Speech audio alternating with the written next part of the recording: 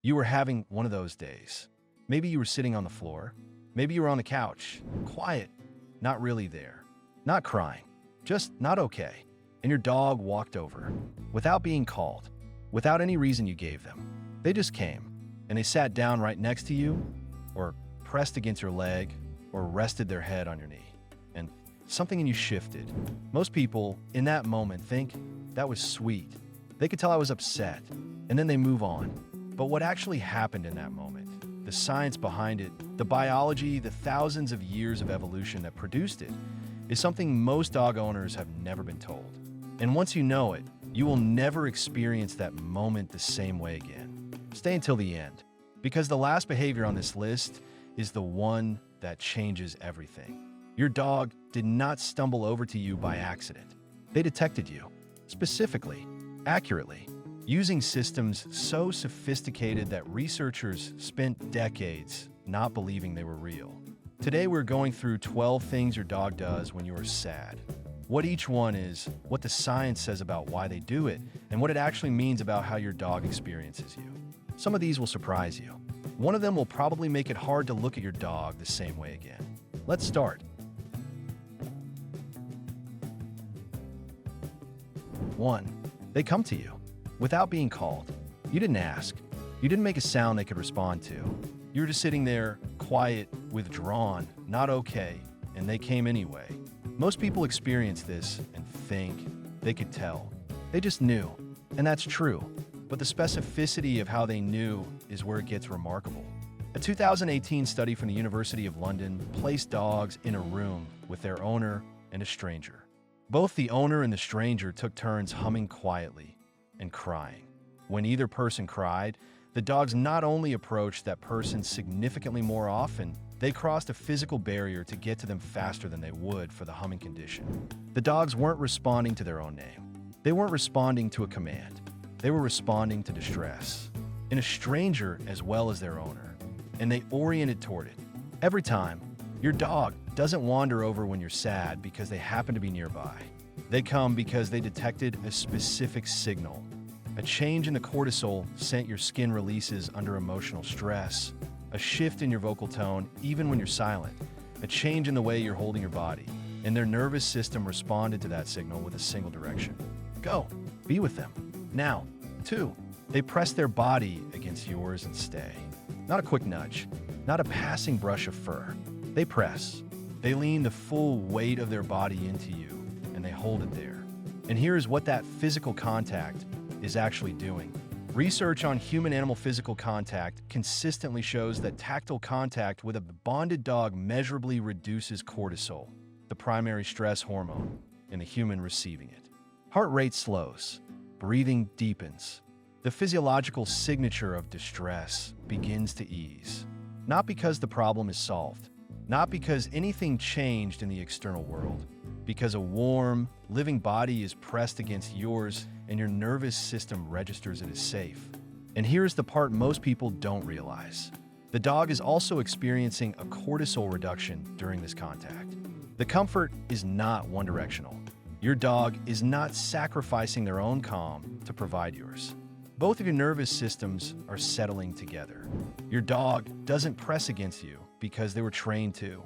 They press against you because something in them, something old, biological, and completely sincere, compels them toward the person they're most bonded to when that person is in distress. That's not affection as a concept. That's affection as a physiological event. 2 down. 10 more to go.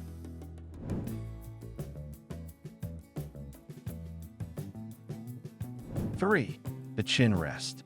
Your dog walks up and rests their chin on your knee, or on your hand, or on the edge of the couch where you're sitting, and they hold it there.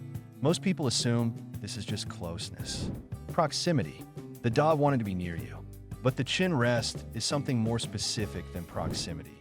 Studies on dog behavior during human emotional distress show that the chin rest, this particular gesture, this specific placement of their head weight in your lap, occurs significantly more during conditions of human emotional pain than during neutral or positive states. It is not a greeting behavior. It is not a play initiation. Dogs do not typically rest their chin on you when you're laughing or energized or fine. They do it when you're not okay. And while they do it, they look up. That upward gaze during the chin rest is not accidental. The dog is monitoring you, watching your face for changes in expression, for shifts in the tension around your eyes, for the signs that your state is improving or worsening. The chin rest is not static comfort. It is active attunement, ongoing, responsive, calibrated to how you're doing in real time. They're not just sitting with you. They're reading you, continuously, with full attention, from 6 inches away. 4, they look at you, and they don't look away. When you're sad and your dog sits beside you and holds your gaze, something is happening that most people experience as comfort without understanding its biological basis. Sustained soft eye contact between a dog and their bonded human triggers oxytocin release in both parties. This is well established in the research. But what is less well known is that this response appears to be amplified when one of the two parties is in emotional distress. The bond chemistry intensifies precisely when one of you is hurting. Your dog does not look away from you when you're sad because they are gathering data for something else. They look at you because you are the specific thing their attention goes to. And during your distress, their attention goes there more intensely than at almost any other time. Research has found that dogs maintain eye contact for measurably longer periods during human crying and emotional withdrawal than during neutral human states. They watch you more when you hurt, not because they are alarmed, because they are present, fully, completely, unshiftingly present for as long as it takes. And the extraordinary thing is that they do this without being taught, without being asked, without anyone ever having to tell them that when the person they love is in pain, the right thing to do is stay close and keep watching until it passes. They just know.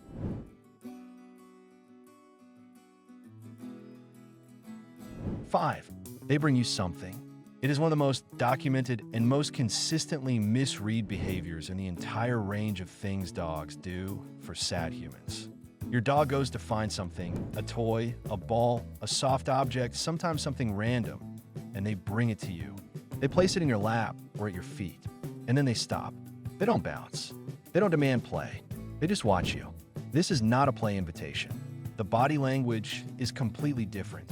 A play invitation comes with elevated energy, with bouncing, with the play bow. The comfort offering comes slow, deliberate, quiet. The dog places the object and waits. The behavior traces back to social bonding patterns documented in canids more broadly. Bringing a valued object to a distressed member of the group is a form of appeasement and connection, a physical gesture that says, I don't know what to do with this, but I want to give you something. Is the most generous thing they know how to do. They are reaching into their world for the best thing they have access to, and they are giving it to you. Not to fix anything, not because they expect a game, because they want to bring something to where you are. If you receive it, even just picking it up and holding it for a moment, the dog will register that. Their expression will shift. Something in them settles when the offering lands. 6, they lower their own energy to match yours. This one is subtle, and most people miss entirely. When you are sad, your dog becomes quieter, less bouncy, less demanding. The usual enthusiasm that greets you at the door or follows you to the kitchen softens into something more subdued. This is emotional contagion, and in dogs, it is not a metaphor. It is a documented biological phenomenon. Research on dog emotional states has shown that dogs in the presence of a distressed owner show measurably altered arousal levels. Heart rate changes, behavioral inhibition, shifts in the stress hormone profile that correspond to the emotional state of the human they're bonded to. They don't just observe your sadness. They feel something in response to it. And there is a difference between emotional contagion, feeling what someone else feels, and empathic concern, which is feeling what someone else feels and then acting to reduce it. Dogs have been shown to display both. They feel the weight of your mood, and they stay with you in it. Quieter than usual, closer than usual, not trying to cheer you up, not bouncing you out of it, just being there in whatever shape that takes. That's not a small thing.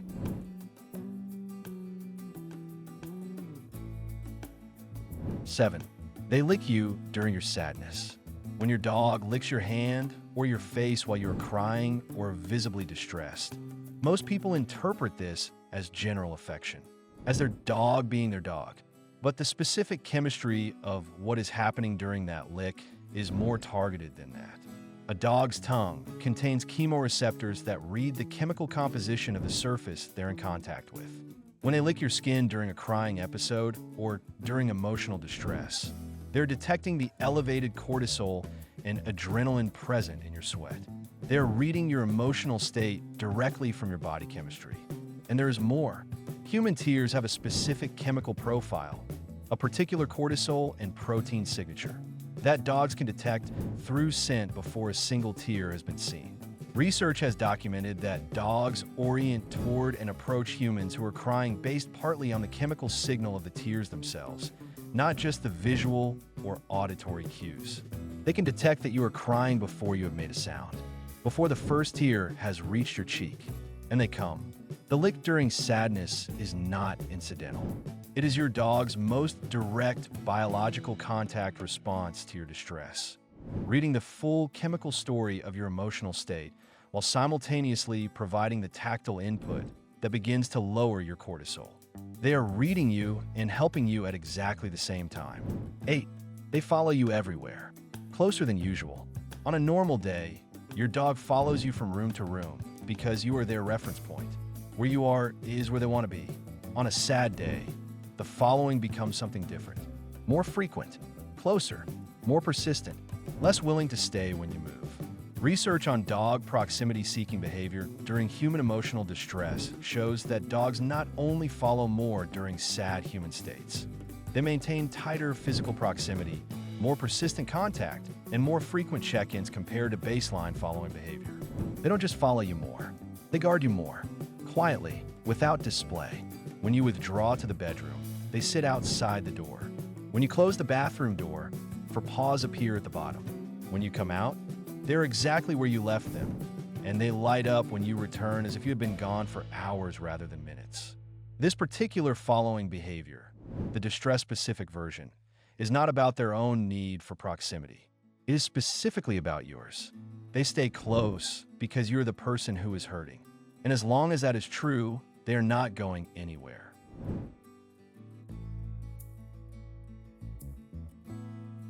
9. They sleep pressed against you. When you are having one of those days where the only thing that makes sense is lying down, your dog doesn't go to their own bed. They come to yours, and they press themselves against you. Not near you, against you. Research on physiological recovery during rest shows that physical contact with a dog during sleep or rest periods produces measurably different outcomes compared to resting alone. Cortisol levels decline more steeply. Oxytocin rises. The quality of the rest, not just its duration but its depth, is improved by the presence of a warm, living body in contact. Your dog seems to understand this in some operational sense, because on sad days, bonded dogs have been observed sleeping in closer proximity, with more sustained physical contact, and for longer periods than on normal days. They don't decide this consciously. They respond to the signals your body is broadcasting, the elevated cortisol, the low energy state, the withdrawal, and they position themselves accordingly. They make themselves into the most useful thing they can be. Warm, close, unmoving, present. 10. They check on you, again and again. This is one of the most specific and least noticed behaviors dogs show during human emotional distress. They approach, they stay a moment, they withdraw, and then they come back. Not once, not twice. Throughout the entire day, across however long the hard day lasts, they return. A few minutes, a few hours, the interval adjusts. And each time they return, they recalibrate based on what they find. When your distress is at its highest, the check-ins are more frequent, more sustained. When you begin to stabilize, when your voice changes slightly, when your body starts to carry itself differently, when the specific cortisol signature of acute distress begins to reduce, they change too. They become slightly less subdued. The tail starts to wag a little where before it was still. The approach becomes a fraction more energized. They track your recovery as carefully as they track your pain. And in between check-ins, they are not ignoring you. They're resting nearby with one ear oriented toward you. A partial monitoring state that means you're never fully out of their awareness, even when they appear to be simply lying down. They are watching over you all day without being asked.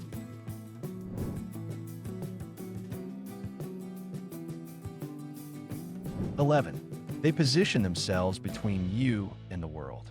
This one most people never consciously register. But once you know to look for it, you will see it on every hard day. When you are sad and you settle somewhere, the floor, the couch, the edge of the bed, your dog doesn't just sit beside you. They sit between you and the entry points in the room, between you and the door, between you and the hallway. This is not accidental. It is not random. Research on dog protective positioning shows that bonded dogs consistently place themselves between their primary human and the nearest potential point of approach when a human's distress signals are elevated. They are not responding to an external threat. There isn't one. They are responding to the specific vulnerability signal that your emotional pain broadcasts. And their response to that signal is to close ranks, to get between you and whatever might come next. On your hardest days, your dog becomes your guard, quietly, without ceremony, without any request from you.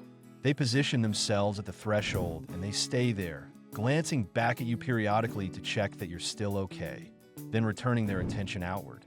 They watch both directions at once, monitoring you from behind and the world from ahead. That is not an animal that does not understand. 12. They stop eating normally. This is one of the most striking things documented in the research, and almost no owner ever connects the dots in real time. When you are deeply sad, when your distress is significant and prolonged, your dog's appetite changes. Highly bonded dogs show measurably reduced food interest and altered eating behavior during periods of owner emotional pain. They approach the bowl, they look at it, they often walk away, and the reason is physiological. Your dog has been in your space, breathing your air, reading the cortisol in your sweat and breath and skin. The stress chemistry they have been absorbing through their olfactory system has been entering their own nervous system. The cortisol they have been reading all day begins to suppress their appetite through the same mechanism that elevated cortisol suppresses appetite in any mammal under stress. They are not refusing to eat to prove a point. They're being physically changed by what you're going through. And when you begin to come back, when your signals begin to normalize, when the acute distress signature starts to fade, their appetite returns alongside yours. They're not separate from what you feel. They're inside it, with you.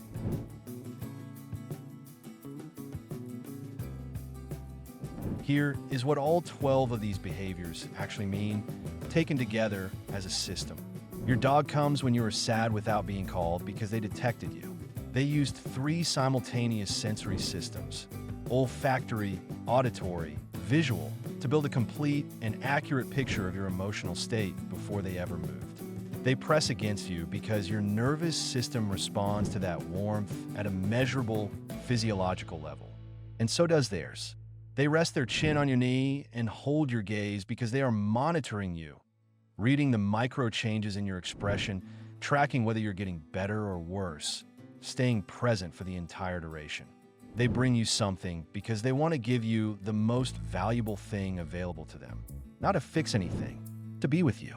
They lower their energy to match yours because they feel what you feel, not as an expression of kindness, as a biological fact. They lick your tears because they're reading the chemical story of your pain from your skin. And the contact is measurably reducing your cortisol at the same moment. They follow you everywhere, closer than usual, because when you're hurting, your safe base needs to be right there. They sleep pressed against you because rest with physical contact produces a physiologically different recovery than rest without it. And they know which one you need. They check on you again and again, calibrating their behavior to where you are, watching your recovery as carefully as they watch your pain. They guard you from between you and the world because your vulnerability activated their protection response. They're not guarding against anything specific. They're guarding you. They bring you their toy because it is the most generous gesture available to them. And it is offered with nothing expected in return. And their appetite changes because they are inside your pain with you, not observing it. inside it. The research on all of this is clear and consistent. Dogs are not passive witnesses to our emotional states. They are active, responsive, sophisticated participants in them.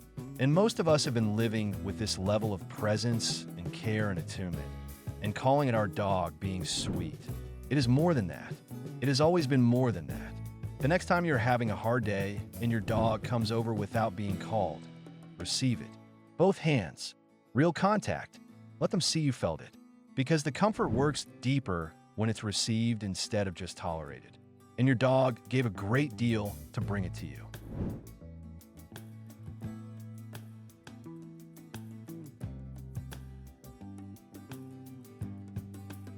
There is one more thing worth knowing, and it goes deeper than any single behavior. Your dog's ability to read and respond to your emotional pain is not an accident of domestication. It is the result of a specific, targeted evolutionary pressure that operated for approximately 15,000 years.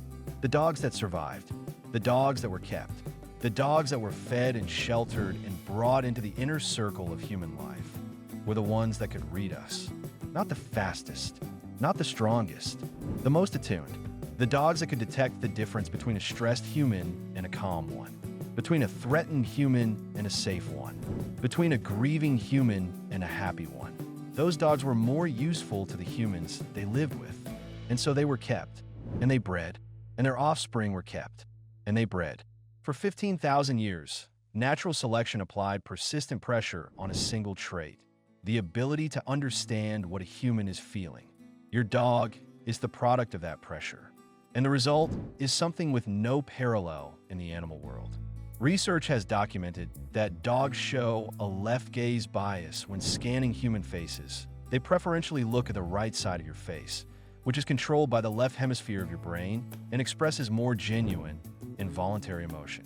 Dogs do not show this bias when looking at other dogs or other animals. Only a human faces. They evolved a specific adaptation, a scanning pattern, optimized for reading the emotional truth in your expression. They read your face the way a skilled therapist reads a client, tracking micro changes, registering tension, responding to shifts you may not even be conscious of. And the longer you have been together, the more refined this becomes. A dog that has lived with you for 5 years knows the difference between your regular tired and your sad tired, between your standard quiet and your withdrawn quiet.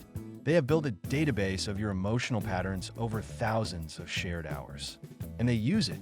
Every hard day you have ever had, your dog was gathering data, calibrating, adjusting, building a more and more precise map of how you specifically look and smell and sound and move when something is wrong.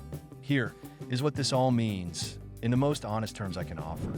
When your dog comes to you on a hard day and presses their body against yours and holds your gaze and stays for as long as it takes, that is not a simple animal doing a simple thing.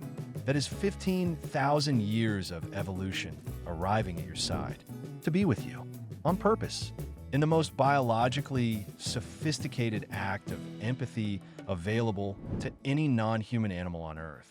And it has been happening every time.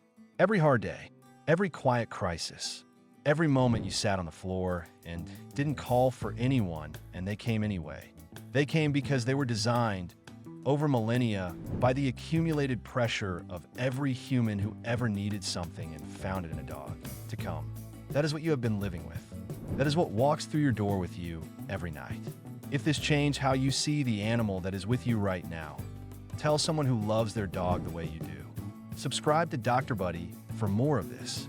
And the next time you are having a hard day, let them in. They've been trained for it for a very long time.